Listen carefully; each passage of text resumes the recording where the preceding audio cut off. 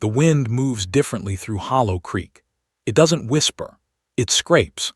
Against the bark of ancient oaks that have stood since before the Revolution, against the weathered planks of cabins that sag like old men carrying unspeakable secrets, against the very stones that mark graves no one visits anymore. When the mist rolls down from the mountains in the hours before dawn, it settles into the valley like something searching, something patient, something that has learned to wait. The locals, those few who remain, will tell you nothing about what happened here, not because they don't know, but because knowing has a price. In the autumn of 1891, a traveling census taker named Jeremiah Holt rode into this forgotten pocket of Appalachia with a leather satchel and a mandate from the federal government. He was tasked with recording names, ages, occupations. Simple work, mechanical work. But when he reached the settlement at Hollow Creek, something in the air changed. He would later write in his personal journal, words that would only surface decades after his death, that the silence there was not the absence of sound but the presence of something watching. The families he encountered, 11 households clustered along a creek that ran dark even in summer, greeted him with eyes that seemed to look through him rather than at him. And when he began to transcribe their family trees, when he started connecting the lines of marriage and birth, his hand began to shake. Because what he discovered was not a community, it was a web, a closed loop that had been tightening for 10 generations. Welcome to this channel. Today, we step into a case that is not just difficult to understand, it reshapes the meaning of fear itself. Like the video, subscribe to this channel and tell me in the comments, where are you watching from? The story of Hollow Creek begins not in 1891, but in 1797, when a man named Silas Crane led his family westward from the coastal settlements of Virginia into the uncharted mountains of what would become eastern Kentucky. Silas was a farmer, a veteran of the Revolutionary War, a man hardened by violence and loss. With him came his wife Margaret, their 6 children, and his 2 younger brothers, Thomas and Nathaniel. They were seeking land, cheap land, isolated land. They found it in a valley so remote that the nearest trading post was a 3-day journey on foot. The land was fertile, the creek ran clear, game was plentiful. For the first years it seemed they had found paradise, but isolation has a way of changing things, of warping them. Silas's wife Margaret died in childbirth in 1802, delivering their 7th child, a daughter they named Eliza. There were no other women in the valley, no neighbors, no community. Just the Crane brothers and their growing brood of children. When Silas's eldest son, Jacob, came of age in 1808, there was no one for him to marry. No one except his cousin Rebecca, the daughter of Thomas Crane, the first union, the first turn of the wheel. It was not unusual for the time. Cousin marriages were common on the frontier, a practical solution to the scarcity of suitable partners. But in Hollow Creek it was not a solution. It was the beginning of a pattern. A pattern that would repeat, generation after generation, until the family tree no longer resembled a tree at all but a tangled knot, a rope that wound back upon itself in ways that defied nature.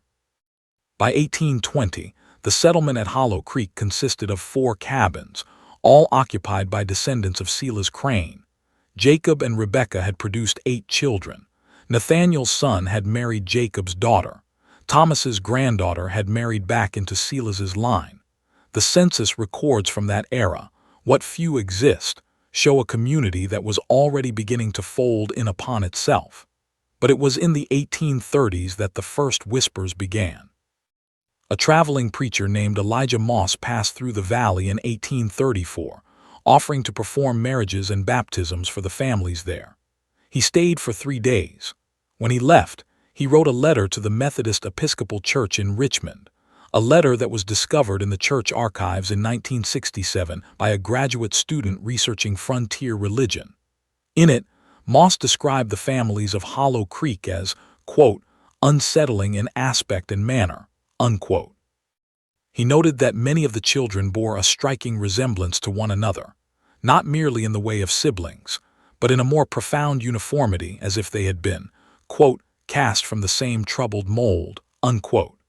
He observed that several of the adults exhibited what he called, quote, peculiarities of countenance and gait, unquote, and that one young woman, whom he did not name, had eyes of such pale color that they appeared almost white in certain light. Moss concluded his letter by stating that he felt an oppressive atmosphere in the valley, a sense that something unnatural had taken root there, and that he would not return. The church did not respond. The letter was filed away, and Hollow Creek continued, untouched, unknown, for another 50 years. The Civil War came and went without touching Hollow Creek. The valley was too remote, too insignificant. A few of the Crane men may have fought, but there are no records. What is documented, however, is the expansion of the settlement in the decades following the war. By 1870, there were 9 households in the valley, all connected by blood so intertwined that genealogists who later attempted to map the family lines found it nearly impossible.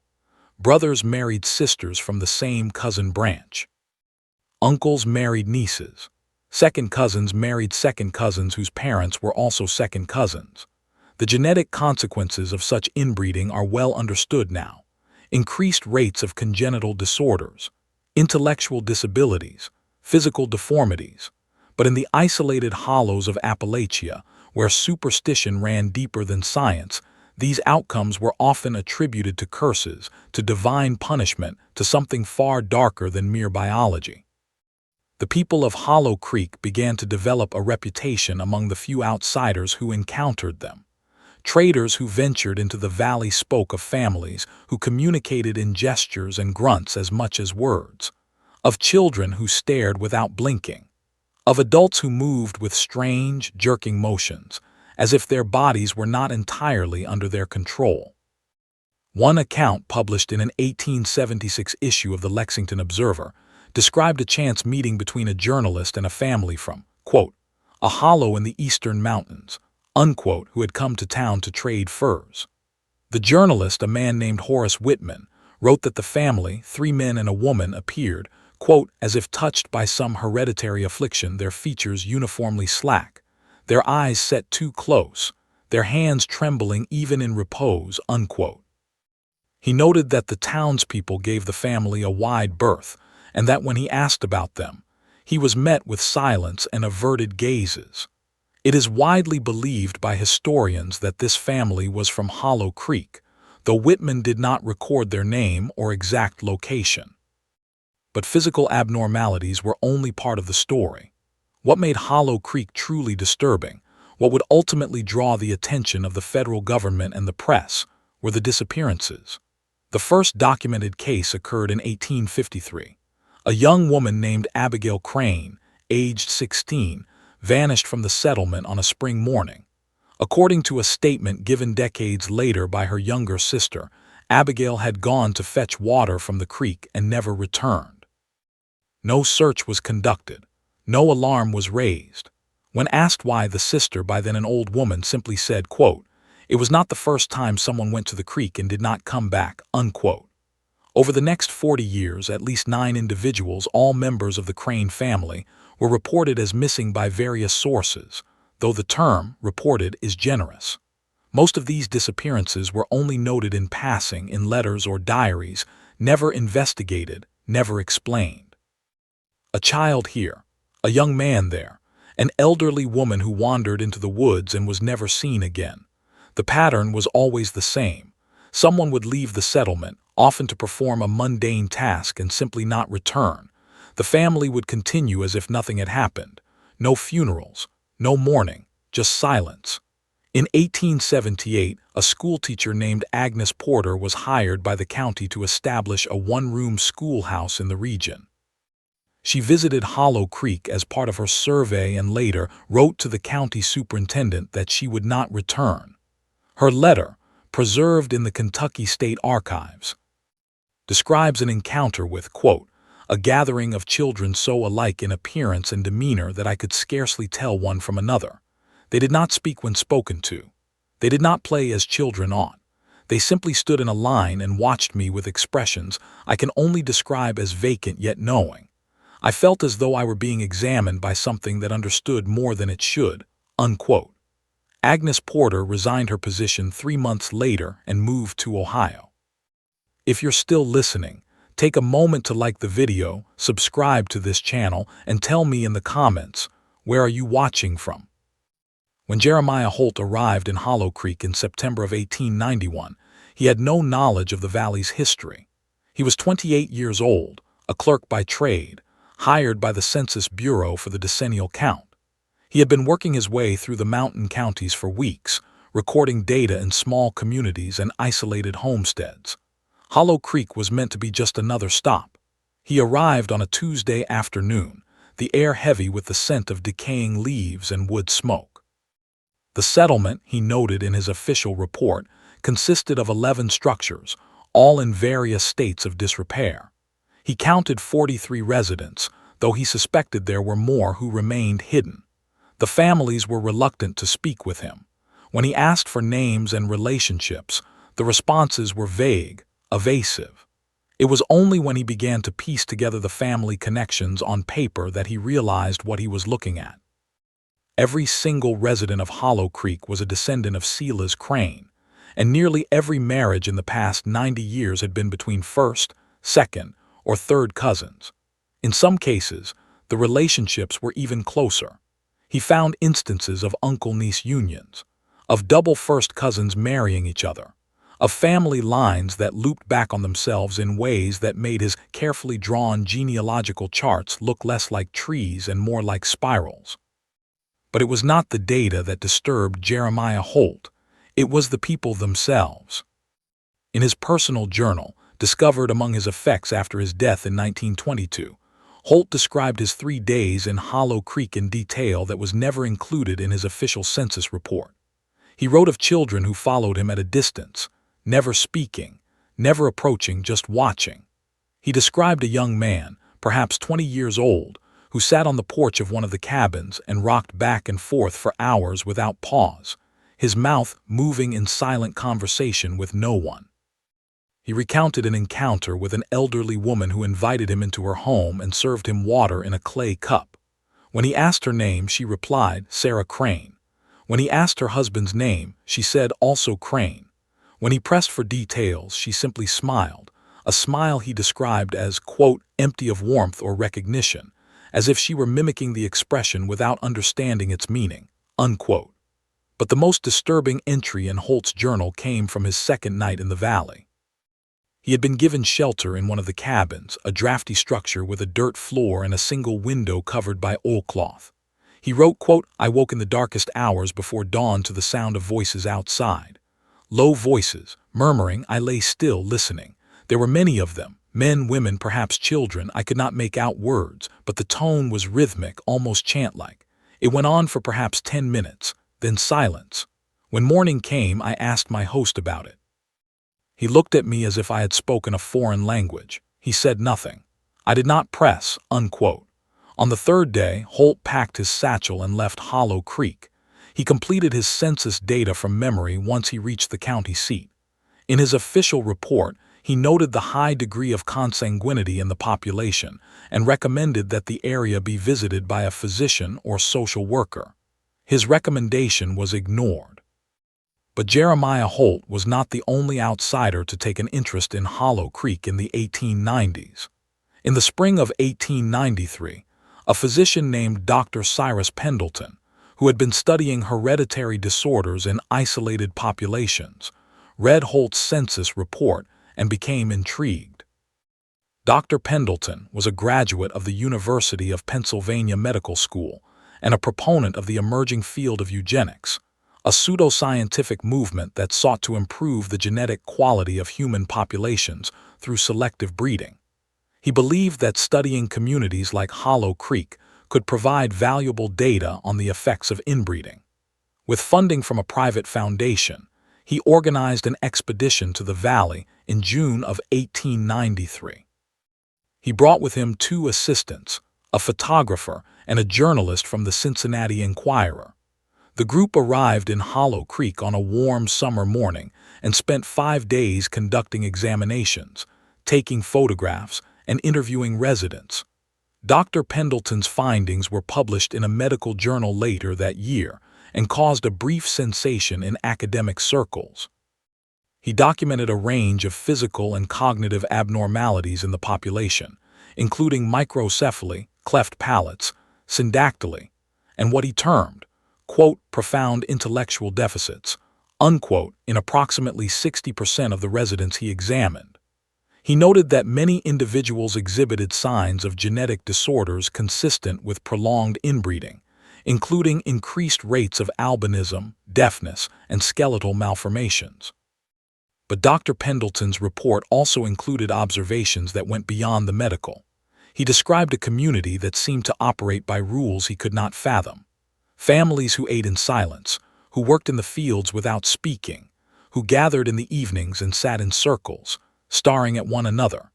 He wrote of a woman who gave birth while he was there and who, after the delivery, handed the infant to an older woman without a word, as if transferring an object rather than a child.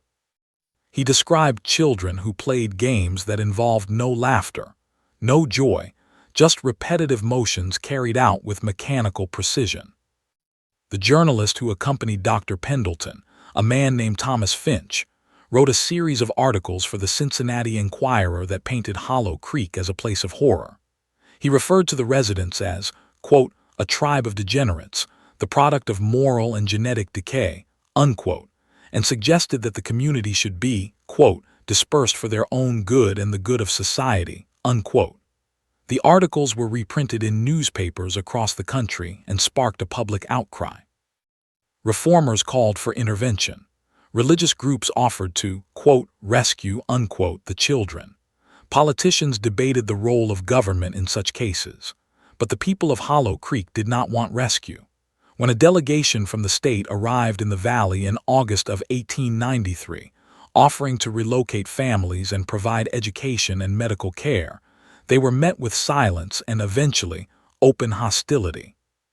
One of the delegation members, a social worker named Margaret Tully, later wrote that the residents of Hollow Creek, quote, seemed to regard us not as saviors but as invaders, as if we were threatening something they held sacred, unquote. The delegation left empty-handed, and Hollow Creek once again was left alone. But the attention had consequences. In the months following the publication of Dr. Pendleton's report, several young people from the valley attempted to leave. A 16-year-old girl named Eliza Crane walked the 30 miles to the nearest town and begged a family to take her in. She told them that she was afraid, that something was wrong in Hollow Creek, that her family was planning something she did not understand. The family, sympathetic but wary, agreed to let her stay. But 2 weeks later, 3 men from Hollow Creek arrived at their door. They did not speak. They simply stood there until the family, frightened, brought Eliza out. She did not resist. She walked with the men back into the mountains. She was never seen outside the valley again. If you're still listening, take a moment to like the video, subscribe to this channel, and tell me in the comments, where are you watching from? As the 19th century gave way to the 20th, Hollow Creek seemed to fade from public consciousness. The articles stopped. The visits ceased. The valley returned to its isolation. But isolation does not mean inactivity. In 1904, a timber company acquired the rights to a large tract of forest adjacent to Hollow Creek. A team of loggers moved into the area, setting up a camp about 2 miles from the settlement. The foreman of the crew, a man named Luther Briggs, kept a daily log of operations. In his entries from October 1904, he noted several strange occurrences, tools that went missing overnight, strange markings carved into trees near the camp, the sound of footsteps in the woods when no one was there. On October 18th, one of the loggers, a young man named Samuel Hart, wandered away from the camp in the evening and did not return. A search was conducted the following day. His body was found near the creek, face down in the shallow water. The county coroner ruled the death an accidental drowning, but Luther Briggs noted in his log that there were no signs of a struggle, no indication that Hart had slipped or fallen. He simply appeared to have, quote, laid down in the water and stopped breathing, unquote. The logging operation was abandoned 3 weeks later. The company cited, quote, logistical difficulties, unquote, but Luther Briggs's log tells a different story. In his final entry dated November 7th, he wrote, quote, the men will not stay. They say the place is cursed. I do not believe in such things, but I cannot explain what I have seen. Last night I woke to find a child standing outside my tent. A girl no more than 10 years old, pale as death, watching me. I called out to her. She did not move. I stepped outside. She was gone. In the morning there were footprints in the mud, dozens of them, all around the camp, all the same size. As if the same person had walked in circles for hours. We are leaving, unquote. The early decades of the 20th century brought slow change to the remote corners of Appalachia. Roads were built. Towns expanded. The outside world began to creep closer to places like Hollow Creek, but the valley resisted. In 1923, the state of Kentucky passed a law requiring all children to attend school. Truancy officers were dispatched to enforce the mandate. When an officer named Raymond Cross arrived in Hollow Creek in the fall of 1923, he found 32 children of school age. None were attending school. Cross attempted to speak with the families about the law. He was met with blank stares and, in one case, outright aggression. A man, later identified as Daniel Crane, threatened Cross with a shotgun and told him to leave and never return. Cross filed a report with the state, but no follow-up action was taken. The children of Hollow Creek remained uneducated, at least by state standards, but they were not uneducated in other ways.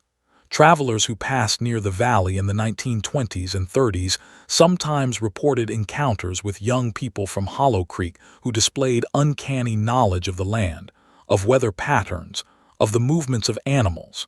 They could predict storms days in advance. They could track game through terrain that baffled experienced hunters. But they could not, or would not, engage in normal conversation. They communicated in a pidgin of gestures, grunts, and a dialect so thick and archaic that even native Kentuckians found it difficult to understand. One account, from a traveling salesman named Edgar Mills, describes an encounter in 1931 with a group of young men from Hollow Creek who approached his automobile when it broke down on a mountain road. They repaired the vehicle without speaking, using tools and methods Mills did not recognize.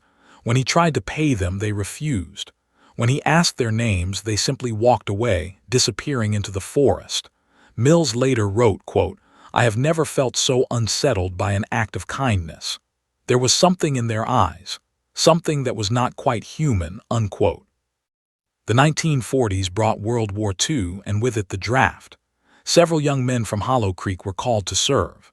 Military records show that 4 individuals with the surname Crane, all listing Hollow Creek as their residence, reported for induction in 1942 and 1943. All 4 were rejected. The reasons cited were, quote, physical unfitness, unquote, and in one case, quote, mental deficiency, unquote. But there is a 5th record, less official, found in the personal papers of an Army physician named Captain Robert Hale. Captain Hale was stationed at the induction center in Lexington and examined hundreds of recruits during the war. In a letter to his wife, dated March 1943, he described examining a young man from, quote, a place called Hollow Creek, unquote. He wrote, quote, "I have seen many cases of malnutrition, disease, and congenital defects in my career. But this young man was unlike anything I have encountered. His physical development was stunted. His facial features were asymmetrical to a disturbing degree, but it was not his appearance that troubled me. It was his eyes. They were pale, almost colorless, and when he looked at me, I had the distinct impression that he could see something I could not, something behind me. I rejected him on medical grounds, but I confess I was relieved to send him away. There was something deeply wrong with him. Something I cannot put into words," unquote. The young man was never identified by name in Captain Hale's letter, but Army records show that only one recruit from Hollow Creek was examined in March 1943. His name was Silas Crane, the 6th man to bear that name in an unbroken line stretching back to the valley's founder. The post-war years brought prosperity to much of America, but Hollow Creek remained trapped in another century. By 1950, the settlement consisted of fewer than 40 residents, all members of the Crane family, all connected by blood ties so complex that even they seemed unable to fully articulate them. The few outsiders who ventured into the valley during this period described a community frozen in time. No electricity, no running water. No contact with the outside world except for rare trips to town for supplies. But the isolation was more than physical. It was psychological, cultural. Something in the valley seemed to resist change, to reject modernity, as if the land itself had claimed the people who lived there and would not let them go. In 1958, a graduate student in anthropology from the University of Kentucky named Michael Brennan received permission to conduct fieldwork in Hollow Creek. Brennan was studying kinship structures in isolated Appalachian communities. He arrived in the valley in June with a tape recorder, a camera, and a notebook. He stayed for 6 weeks.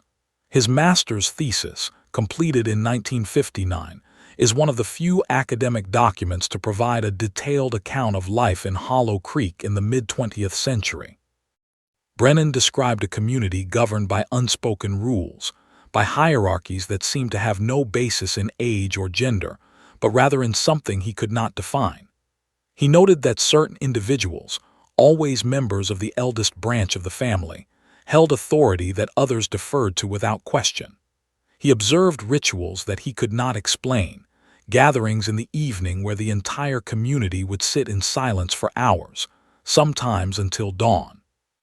He recorded conversations, though the recordings are difficult to understand due to the heavy dialect and frequent use of words that do not appear in any English dictionary. But Brennan's thesis also includes a passage that he later, in interviews before his death in 2003, admitted he had considered omitting. He wrote, quote, "On my 4th week in the valley, I witnessed an event I still cannot fully process. A young woman, perhaps 18 years old, gave birth in one of the cabins. I was not permitted inside, but I could hear her cries. After several hours, the cries stopped. I assumed the birth was complete. But when the family emerged, they were carrying something wrapped in cloth. They walked to the edge of the woods and placed it on the ground. Then they returned to the cabin without a word. I waited until nightfall and went to investigate. The bundle was gone. I searched the area but found no trace. The next morning I asked about the birth. I was told the child did not survive, but when I asked what had been done with the body, I was met with silence.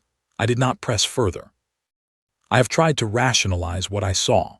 Perhaps it was a stillbirth, and the family disposed of the body in accordance with some tradition I do not understand. But I cannot shake the feeling that something else occurred. Something I was not meant to see." Unquote. Michael Brennan left Hollow Creek in late July 1958. He never returned.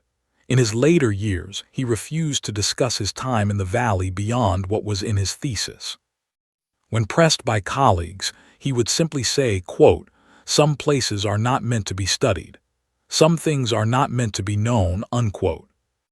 If you're still listening, take a moment to like the video, subscribe to this channel, and tell me in the comments, where are you watching from?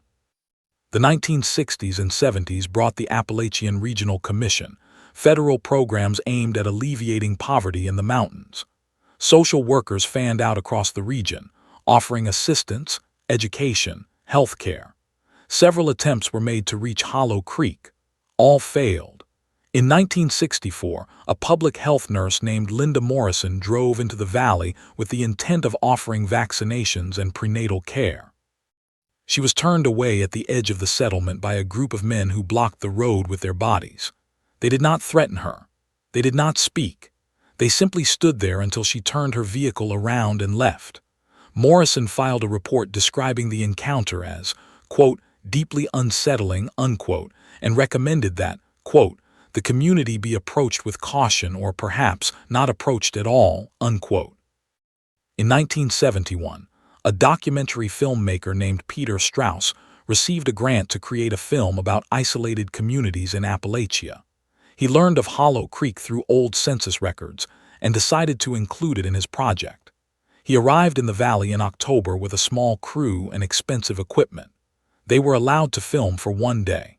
The footage, which has never been publicly released but exists in a private archive, shows a community that appears to be from another era. Children playing in the dirt, adults working in fields with hand tools, cabins that look as though they might collapse at any moment. But the most striking aspect of the footage, according to those who have seen it, is the people themselves. They move slowly, deliberately, as if conserving energy. They rarely make eye contact with the camera, and when they do, there is something in their gaze that the viewers describe as, quote, knowing, unquote, as if they understand something the filmmakers do not. Peter Strauss and his crew left Hollow Creek after one day.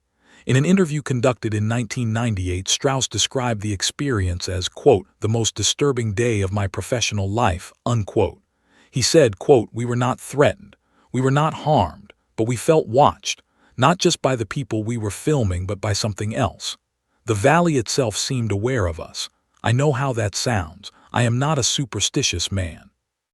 But I have been in war zones, in prisons, in places where terrible things have happened. I have never felt the kind of dread I felt in Hollow Creek. We packed up and left. I tried to edit the footage into something usable, but every time I watched it, I felt sick. I eventually locked the tapes away. I have not looked at them in 20 years, unquote. By the late 1970s, Hollow Creek had become something of a legend in the region, a place people spoke of in whispers. A place parents used to frighten children into obedience, but it was still real, still inhabited, still closed to the outside world. In 1979, a reporter from the Louisville Courier-Journal named Diane Cassidy decided to investigate. She had grown up in eastern Kentucky and had heard stories about Hollow Creek her entire life. She wanted to separate fact from fiction. She spent weeks researching, tracking down census records, old newspaper articles, academic papers. She interviewed people who claimed to have visited the valley or encountered its residents. And in November 1979, she drove into Hollow Creek with a notebook and a camera. She was never seen again. Diane Cassidy's disappearance was not immediately noticed. She was a freelance reporter, unmarried with few close ties. It was not until December, when she failed to submit an article she had promised to an editor, that questions were raised. Her apartment was searched. Her car was found abandoned on a dirt road about 5 miles from Hollow Creek. There was no sign of struggle, no evidence of foul play, just an empty vehicle with the keys still in the ignition. The Kentucky State Police opened an investigation. A search of the area was conducted. No trace of Cassidy was found. When investigators attempted to question the residents of Hollow Creek, they were met with silence. No one admitted to seeing Cassidy. No one offered any information. The investigation stalled. In 1980, it was quietly closed. Diane Cassidy was declared a missing person, her case added to the growing list of individuals who had vanished in the mountains of eastern Kentucky. But her disappearance had an effect. For the first time in nearly a century, Hollow Creek became the subject of serious scrutiny. State officials, pressured by Cassidy's editor and a small group of activists, authorized a full survey of the valley. In the spring of 1980, a team of social workers, law enforcement officers, and medical professionals entered Hollow Creek with the intention of conducting a comprehensive assessment of the community. What they found shocked even those who thought they were prepared. The settlement had dwindled to fewer than 30 residents, all of them visibly suffering from the effects of generations of inbreeding. Physical deformities were universal. Cognitive impairments were severe. Many residents appeared malnourished. Several were found living in structures that were little more than ruins. But it was not the physical conditions that disturbed the investigators most. It was the atmosphere, the sense that they were not welcome, that they were intruding on something they did not understand. One of the social workers, a woman named Patricia Coleman, later described the experience in an interview. She said, quote, I have worked in some of the poorest, most desperate places in this state. I have seen neglect. I have seen abuse. But Hollow Creek was different. It was not poverty. It was not ignorance. It was something else. The people there were not suffering in the way we understand suffering. They seemed content. No, that is not the right word. They seemed resigned. As if they had accepted something we could not see. There were children there who should have been in school, who should have been playing, laughing. Instead, they stood in groups and watched us with eyes that were far too old for their faces. I tried to speak with one little girl, maybe 8 years old. I asked her name. She did not answer. I asked if she was hungry. She just stared at me. And then she smiled. It was the most unsettling smile I have ever seen. It was not a child's smile. It was something else, unquote. The team remained in Hollow Creek for 3 days. They documented everything they could.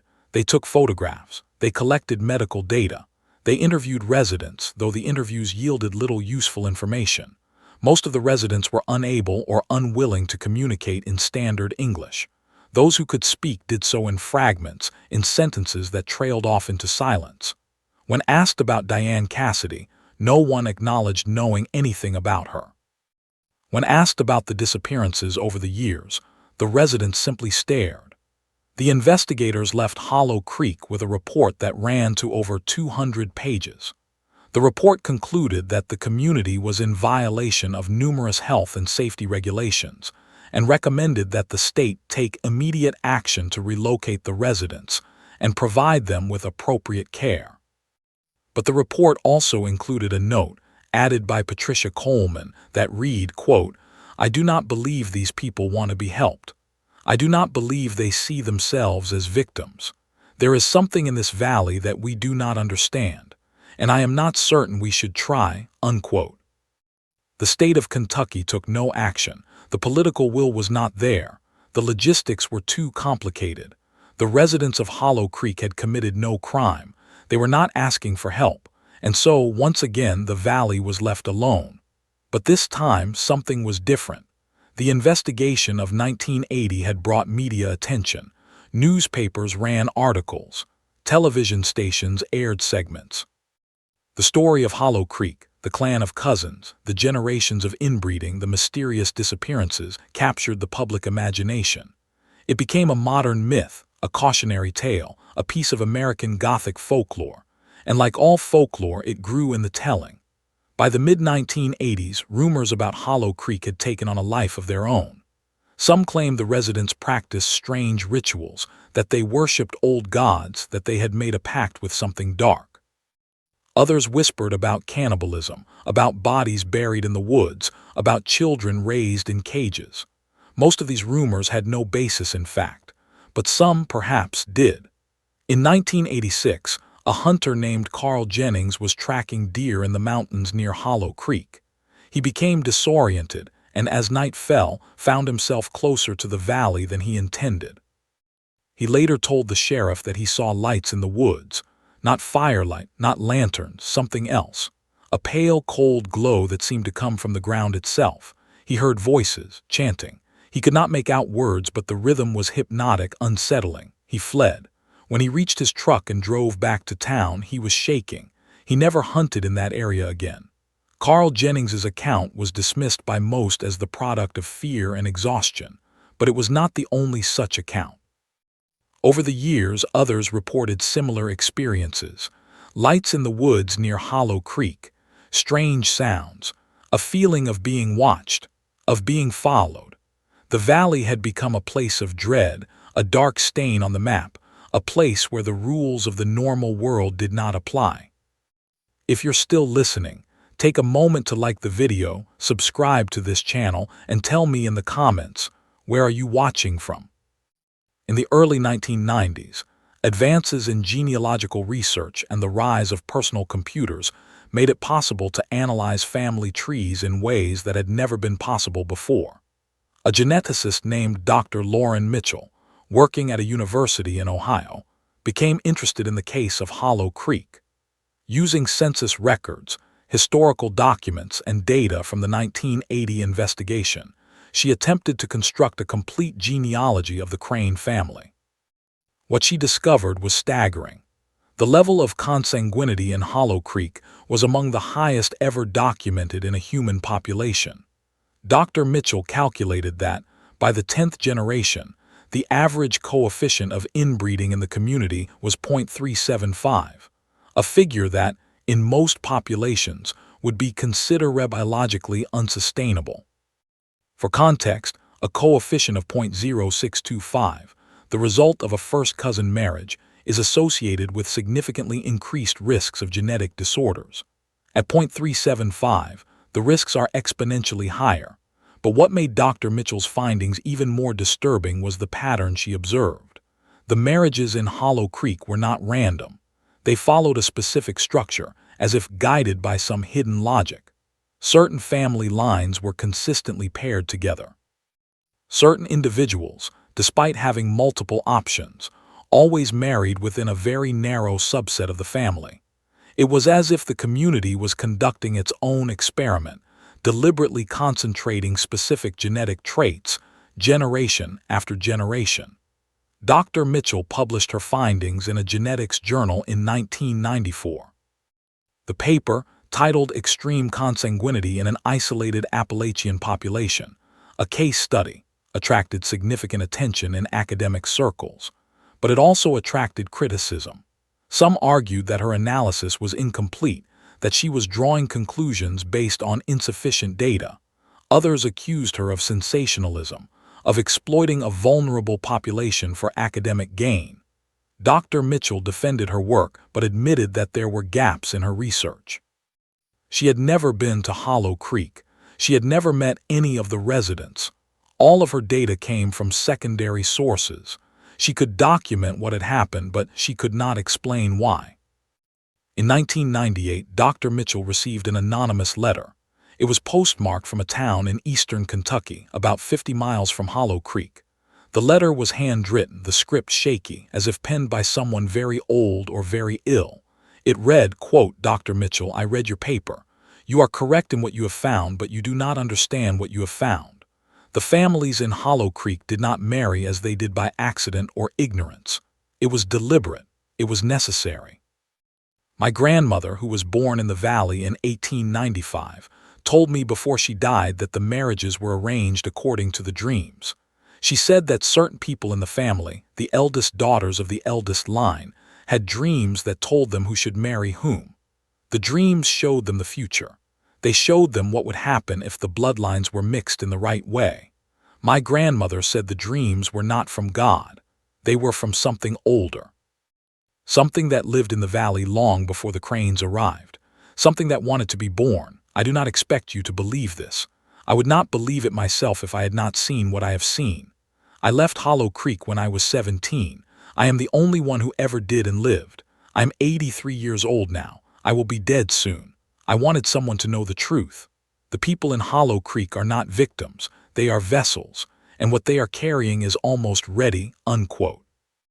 Dr. Mitchell never responded to the letter. She did not know how. She filed it away with her other research materials and tried to forget about it, but the letter haunted her. In interviews conducted years later, she admitted that it had changed the way she thought about Hollow Creek. She said, quote, "I approached the case as a scientist. I saw patterns in data. I drew conclusions based on evidence. But the letter made me wonder if there was something I was missing. Something that could not be measured or quantified. I do not believe in the supernatural, but I also cannot explain what happened in that valley," unquote. By the turn of the millennium, Hollow Creek had become a ghost story. Literally. The settlement, which had housed 43 residents in 1891, was down to fewer than 10 by the year 2000. Most of the cabins had collapsed. The fields had gone fallow. The creek, once clear, ran dark and slow. In 2004, a team of researchers from the Appalachian Studies Center at a university in North Carolina received a grant to document vanishing communities in the region. Hollow Creek was on their list. They arrived in the valley in October, equipped with cameras, audio recorders, and a drone for aerial photography.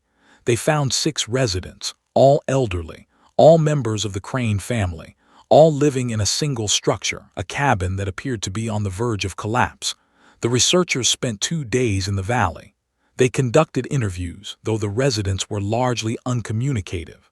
They documented the physical condition of the settlement. They took hundreds of photographs. The aerial footage captured by the drone showed something the researchers had not expected. In the woods surrounding the settlement, arranged in a rough circle, were 11 stones. Large stones, clearly placed by human hands, each one carved with symbols that none of the researchers could identify. The stones were not mentioned in any historical records. They were not visible from the ground. They could only be seen from above. The researchers brought the footage to an archaeologist who specialized in pre-Columbian cultures. The archaeologist examined the symbols and concluded that they were not Native American in origin. They were not European.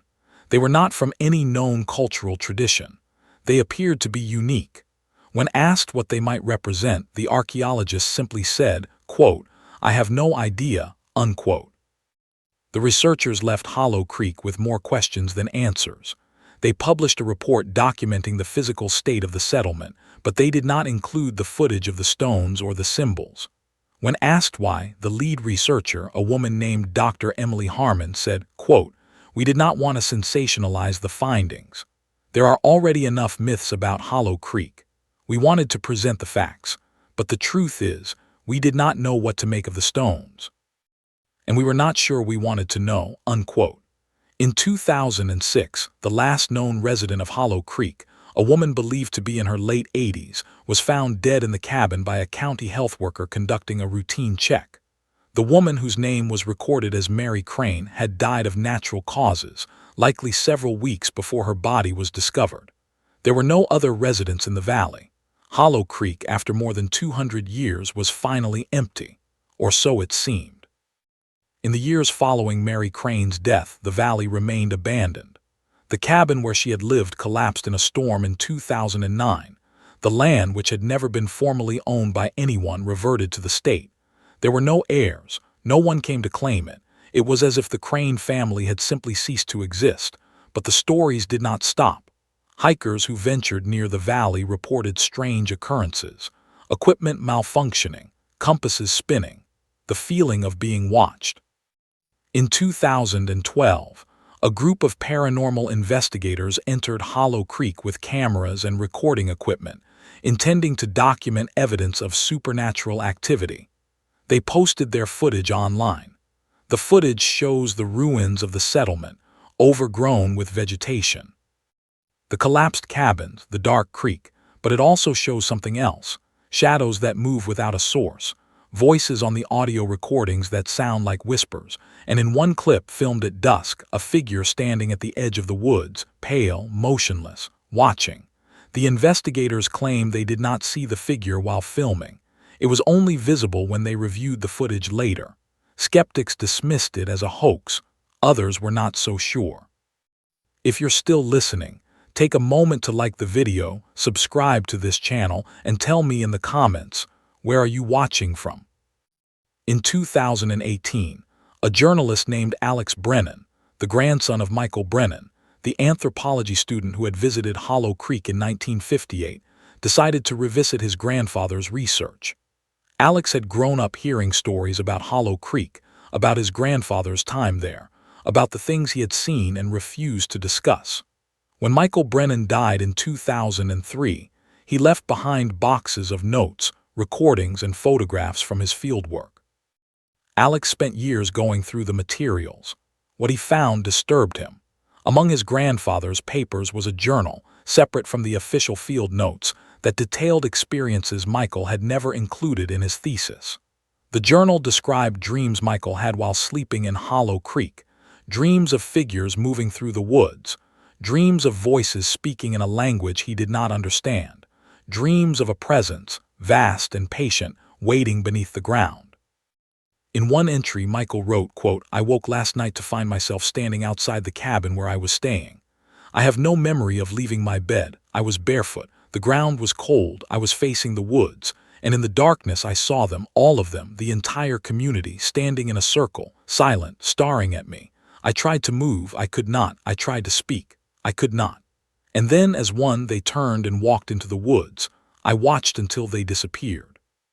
When I woke in the morning, I was in my bed. My feet were clean. I told myself it was a dream. But I do not believe that. I believe I saw something I was not meant to see," unquote. Alex Brennan compiled his findings into a long-form article that was published in a literary magazine in 2019. The article, titled "The Hollow," examined the history of Hollow Creek through the lens of his grandfather's research. It included excerpts from the journal, photographs from the 1950s, and interviews with some of the few remaining people who had visited the valley. The article ended with a question: What was Hollow Creek? Was it simply an isolated community that had fallen victim to the biological consequences of inbreeding? Or was it something else? Something that defied rational explanation? Alex Brennan did not offer an answer, but in the final paragraph he wrote, quote, "My grandfather spent the last 40 years of his life trying to forget Hollow Creek. He never went back, he never spoke of it, but I believe he never truly left. I believe that something in that valley stayed with him, followed him, watched him, and I believe it is still there, waiting," unquote. In 2020, during the height of the COVID-19 pandemic, a group of urban explorers, ignoring travel restrictions, ventured into Hollow Creek. They live-streamed their exploration on a social media platform. Thousands watched in real time as they walked through the ruins of the settlement. The stream showed the overgrown paths, the collapsed structures, the dark water of the creek. And then, about an hour into the stream, the signal cut out. The group did not return that night. A search was launched the following day. The explorers were found 2 miles from the valley, disoriented and unable to explain what had happened. They claimed they had lost time, that hours had passed in what felt like minutes. They described hearing voices, seeing figures, feeling a presence that they could not shake. The footage from their livestream was analyzed by internet sleuths. In the final moments before the signal cut out, something can be seen in the background. A shape, pale and indistinct, moving through the trees. It is only visible for a fraction of a second, but it is there. The explorers refused to speak publicly about their experience after their initial statements. One of them, a young man named Tyler Reed, posted a single message on social media a week after the incident. It read, quote, "We should not have gone there. Some places are not meant to be disturbed. I will never go back. And if you are reading this, neither should you," unquote. Today, Hollow Creek remains abandoned. The state of Kentucky has declared it a restricted area, citing safety concerns due to unstable structures and difficult terrain. But the truth is simpler. No one wants to go there. No one wants to disturb what might still be waiting in the woods. The genealogical records, the census data, the medical reports, all paint a picture of a community that should not have survived as long as it did. The level of inbreeding, the genetic load, the isolation, all of it should have led to collapse within a few generations. But Hollow Creek lasted 10 generations, 200 years, and even now there are those who believe it is not truly gone. In the archives of the Kentucky Historical Society, there is a letter dated 2022 from a woman who claims to be a descendant of the Crane family. She does not provide her name. She does not provide details of her lineage. But in the letter she writes, quote, "You believe Hollow Creek is empty. You believe the family is gone. You are wrong. We are still here. We are waiting. The dreams have not stopped. The voices have not gone silent. What was begun in 1797 is not yet finished. It is close, so very close. And when it is ready, when the time is right, you will know. Everyone will know," unquote. The letter was never authenticated. It may be a hoax, a prank, the work of someone seeking attention. But it sits in the archives, filed alongside 2 centuries of documents that detail one of the most disturbing cases in American history. The case of Hollow Creek, the clan of cousins, the mystery that has never been solved, because the question was never really about genetics. It was never about inbreeding or isolation or poverty. The question was always this: what were they waiting for? And is it still waiting? The wind moves differently through Hollow Creek. Even now, even in the silence, it scrapes against the stones, against the bones of collapsed cabins, against the trees that have reclaimed the land. And if you stand at the edge of the valley on a night when the moon is dark and the air is still, you can hear it. Not the wind, something else. Something that sounds almost like breathing, deep and slow and patient. The breathing of something vast, something that has been waiting for a very long time. And perhaps, just perhaps, the wait is almost over.